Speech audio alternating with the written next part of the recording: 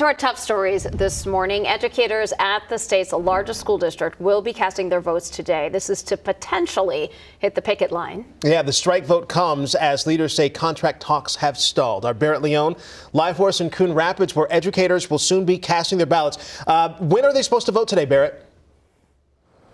Yeah, we are about an hour away from that vote kicking off, AJ. Heather, educators will cast their ballot and vote whether or not to authorize a strike, whether or not they're willing to walk off the job. Now, union leaders tell us that this comes after months of working without a contract and talks that they say have gone nowhere. This is video from last week where union members braved the cold to make their voices heard outside the school board meeting. Anoka-Hennepin Education Minnesota represents more than 3,000 educators across 55 schools. The union tells us educators are being forced into what they call a false choice of rural health care or modest wage increases. They say insurance premiums jumped sharply this year, leaving some educators taking home less pay. We heard from union leaders earlier this month as they rallied outside.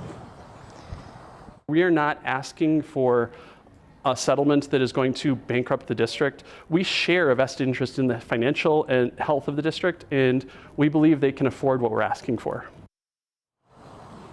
Now, the last we heard from the district was Monday. In a statement, district leaders say talks are ongoing and they aim to work collaboratively with the union. They add that they're also working to balance employee needs and a tight budget. Again, Anoka-Hennepin Public Schools is the largest district in our state. It serves 38,000 students. And that vote is set to happen at 7 today. All right, we know a lot of people are going to be watching it very closely. Barrett, thank you.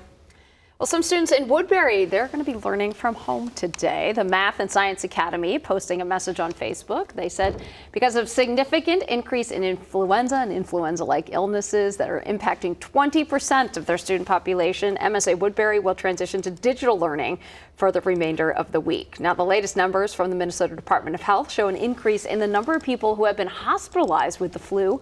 113 hospitalizations reported last Thursday. That compares to 50 at the same time last year. The weekly update that comes from the Department of Health, that is expected tomorrow. Back to school this morning for all students. This is in the Rosemount Apple Valley Eagan Public School District. Yeah, we shared that breaking news yesterday morning. Thousands of students in the South Metro had classes canceled because of threats. District 196 closed Apple Valley, Eastview, Rosemount, and Eagan High Schools, as well as its Area Learning Center and School of Environmental Studies. Classes were also canceled at Burnsville High School and Burnsville Alternative in District 191. Police in Apple Valley discovered the messages threatening to harm people in several District 196 schools Monday night. And in neighboring Eagan, police served a search warrant and arrested a 16-year-old boy for making threats. One parent we spoke with frustrated about what she calls a lack of communication. Why were we not given more details on the incident? We were given a very vague email, no text message, no call. And why were the elementary and middle school children not prioritized as well? Why was their safety not a threat? I mean, you're given so very few details. It's hard to you're trying to put clues together. You know, I'm playing detective and I'm just a mom.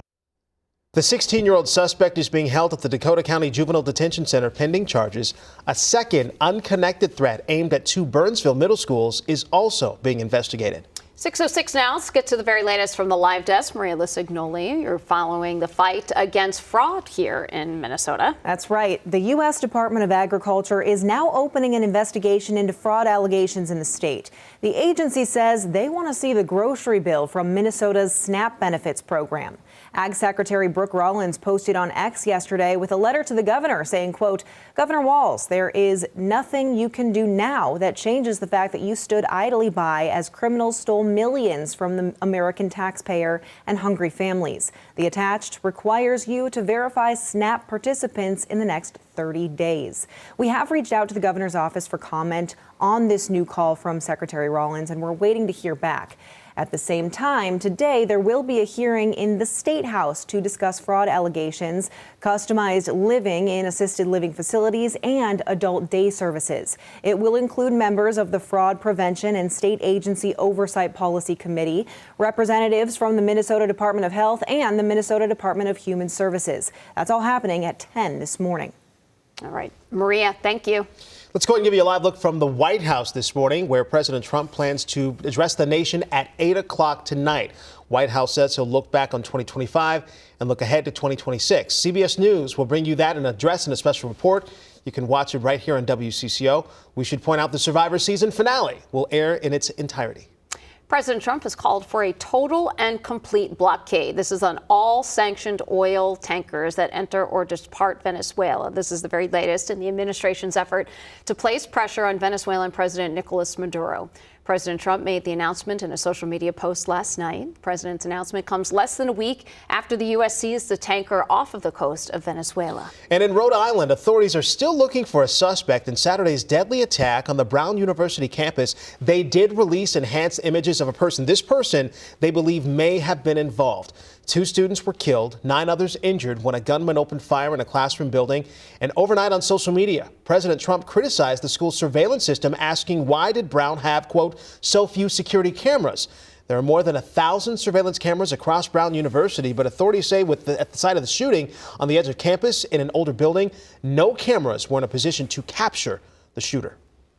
Nick Reiner could face the death penalty after Los Angeles officials announced they will charge him in the murder of his parents. We're talking about movie director Rob Reiner and his wife, Michelle. New surveillance video shows him the night that he was arrested inside of a gas station and then later across the street as police cars pull up and surround him. Now the 32-year-old is behind bars and facing first-degree murder charges. He is awaiting his first court appearance because he hasn't been yet medically cleared. This is according to his attorney. Every single inmate goes through a medical clearance before they can be transported to court. Every one of them. Okay. And that's a process. It's just a procedural issue. Sources tell CBS News on Saturday night the Reiners attended a Christmas party at the home of comedian Conan O'Brien and that Rob and Nick had an argument there. It's still unknown when the alleged knife attack happened. Now, police have not given many details on the case or what led them to Nick Reiner. He's currently being held without bond.